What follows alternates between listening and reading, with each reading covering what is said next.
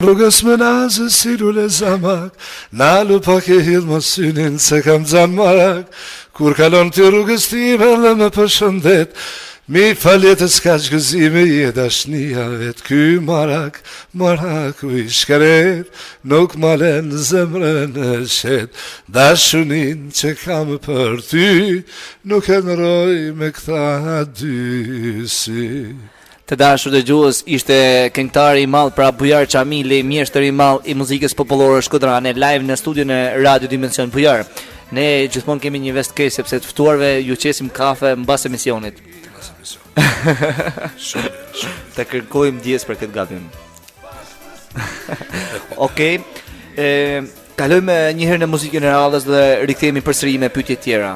Dimension, jemi në emisionin Pas Dite Plot Biseda, i cili vjen çdo ditë mërkur në emision në Radio Dimension në frekuenca 88.1 MHz. Dhe jemi me temën e ditës, e cila është: nëse dashuroni një person dhe prindrit tuaj nuk do ishin dakord, si do veproni? Dërgoni SMS në numrin 06726028445 të bëheni pjesë e këtij emisioni. Dhe me ne sot në studio ka ardhur një këngëtar pra mjeshtër i madh, Bujar Çamili, mbreti i muzikës popullore shkodrane, e cila po bëjmë një intervistë mjaft e këndshme dhe mesazh dërguesit vërtet janë të kënaqur pra nga mesazhet e tyre të cilët unë po shoh në telefonin tim. Bujare, vazhdojmë intervistën sepse të dashur dëgjues do ta mbarojmë intervistën me Bujarin sepse Bujari ka dhe angazhime tjera normalisht. Sot nuk mund ta mbajmë për 2 orë këtu, por sigurisht emisioni do vazhdoj përsëri duke folur sot vetëm për Bujar Çamilin. Dhe Bujar, na thuaj pak, si ndihesh kur ti je në një festival thjesht i ftuar dhe dëgjon këngëtarë të ri që këndojnë këngët e tua? Po, zakonisht është kënaqësi kur dëgjon brezënëri të këndoj ato këngë të cilët unë i kam kënduar shumë vite më përpara dhe jam rritur me to, por gjithmonë ka qenë edhe dëshira ime që jo në gjithë Shqipërinë, po jo vetëm në Shkodër, po në gjithë Shqipërinë të dalin këngëtarë shumë të mirë që ta përcjellin edhe ta përçojnë këngën popullore shkodrane. Se do mos shkodranën, ashtu si që kemi dalë ne, ashtu si që kemi filluar na me ato mundimin dhe sakrificat tona, por dëshira e madhe për ta quajtur këngë dhe për ta transmetuar të sa më bukur tek publiku, ka qenë gjithmonë një dëshirë e zjarrt. Okej, Bujar, koncertet, sepse ti si është dieti ke kënduar jo vetëm në Shqipëri, por pothuajse në gjithë botën, mund ta them ku ka shqiptar, ke pasur koncerte dhe ku organizon koncertet më mirë, në Shqipëri apo në diasporë? Pra për një ftuar me Bujar Çamilin.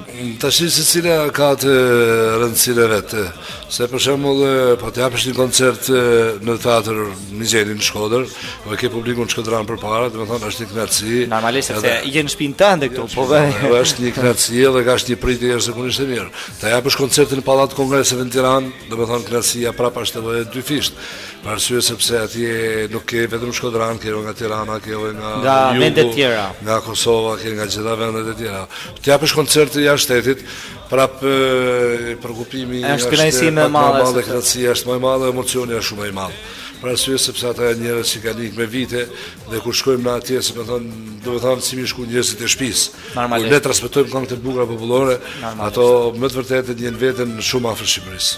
Bujar, në cilat shtete ti ke qenë i ftuar më tepër? Pra në cilat vende të botës mund ta them preferon këngët e Bujar Çamilit më tepër? Po tash preferenca e këngëve mia është në çdo shtet ku kam shku, sepse në çdo shtet që kam shku, kam pas mysafirë ose savat kanë qenë plot. Kjo është një fakt që unë s'mund ta mohoj.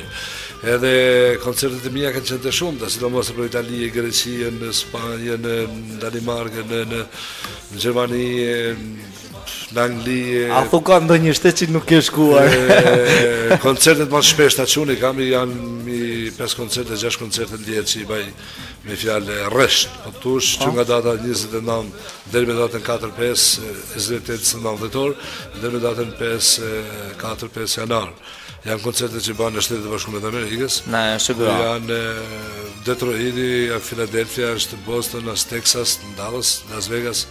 Më thanë, ka koncerte shumë. Ne kemi qenë, unë bashkë me grupin tem, kemi qenë edhe në fund botës, kemi qenë edhe në Australi. Edhe atje kemi një vetin jashtëzakonisht mirë në shtëpinë tonë. Biles tregoj një fakt që atje kishte shumë shkodran, edhe nuk na kanë lënë me ta drejtë, s'na kanë lënë me fjetas në hotel, jo, po vetëm në shtëpiat e tyre. Është vërtet një kënaqësi kur je pranë njerëzve tu, mund t'i quaj atje sepse shkodran janë. Australia me që ra fjalët Australia, çdo këngëtar që shkon në Australi kthehet me para, thot Australia paguan më mirë se shtetet e tjera. E vërtet kjo? Me kohën që kam kënë nuk është paguar shumë masës. Atëri kanë ndryshuar punët. Bujar, për një këngëtar shqiptar, a mund të jetohet me lekët e muzikës që sjell muzika si fitim? Varet. Çështë do të jesh profesionist i vërtet. Flas profesionist i vërtet. Mund të pagohesh shumë mirë. Por mos harrojmë atë tjetër, anën e medaljes, të ka tjetër që një që shkon dasma që e doin shumë. Normalisht. Që shkon për dasma mund fitoj shumë pare. Është logjike. Okej, Bujar, ti je një këngëtar i muzikës popullore siç këtë e din të gjithë pra, po më thuaj pak si të duken këngët e sotme pra, që ka ardhur modernja, më mirë me modernen apo me populloren? Popullore pure shkodrane. Muzikë lehtë apo moderne? Moderne e modernes. Kanë ardhur domethënë rryma të ndryshme në Shqipëri, të cilat mund të po ti shohim para pak vitesh nuk kanë qenë. Nuk kam shumë jashtë, me ta drejtë për muzikën e lehtë, nëse pyetja është muzika e lehtë moderne, nuk jam një zhënum, unë jam me kundra asaj që një këngë popullore të kthehet në muzikë moderne. Edhe të trajtohet këtë ndryshe, të trajtohet me tekst tjetër, të trajtohet me melodi me muzikë tjetër, mënyra të këndumonit të jetë komplet tjetër, me fjalë kjo nuk më pëlqen. Sepse sidomos kënga popullore nuk pranon shumë gjana. Sidomos këngët tona shqiptare, siç janë shkodranet, nuk pranojnë i kanë përzierë shumë tekste. Nuk pranojnë melizma, nuk pranojnë orientalizma.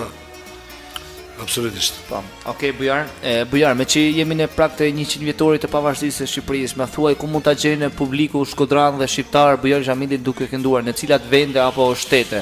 Po, tash të them drejtën publiku shqiptar, mu kam njeh ose kam ndëgjuar vetëm ata që janë jashtë shtetit, se këtu në Shqipëri faktikisht një koncert që patëm para pak ditësh në teatrin Mixheni, ajo që shkoi jashtëzakonisht mirë, ajo marrë si koncert dhe unë tani fillojnë koncertet e tjera. Unë jam shumë i angazhuar me këto koncerte, që në datën 23, 24 jam në Kopenhagen në Danimark, me 26 do të jem në Milano në Itali, me 28 jam në Bruxelles, Belgjik, 29-30 është në Bergamo. Do të thënë agenda e këtyre koncerteve të nëndorit është gjithmonë e ngjeshur. Sidomos për ne që njerëzit kanë dëshirë me na pas sa më afër. Okej, Bujar, tashmë duhet të ndalemi më tepër tek kjo pyetje. Është pyetja, me që jemi në prag të 100 vjetorit, çfarë kemi diçka të re nga Bujar Xhamili, pra për këngën të cilën e transmetuam pak më parë dhe tani e kemi në audio, çfarë mund të na thuash për këtë këngë, e cila është ndërsjellë në versionin Bujar Xhamili, Xhamadani Via Via, në një version të ri, i cili dhe së shpejti do vi me videoklip. Mund të na flasësh pak për sjelljen e kësaj këngë, kush e ka orkestruar e tjerë? Kjo këngë ka marrë për masa kombëtare. Dhe është mirë që unë do kisha sot shumë dëshirë që nëpërmjet valëve të radios tuaj ta dëgjojnë të gjithë dhe ta merrnin vesh si thotë një herë mirë. Se ku është kjo këngë, kush ka bërë këtë këngë, muzikën, tekstin e tjerë. Mu më pëlqej si këngë për shumë arsye, po dy arsye janë kryesore. E para sepse do e këndonisha unë, dhe kisha shumë qef dhe nuk ka gjë më të mirë se sa një këngëtar merr përsipër me këndu i këngë kur i pëlqen. Do të thënë jep shpirtin e vet. Normalisht.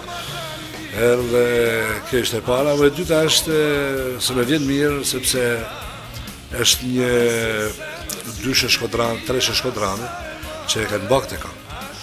Këtë këngë e ka bërë, se më mirë me thanë, është kompozitori profesor Zef Çoba.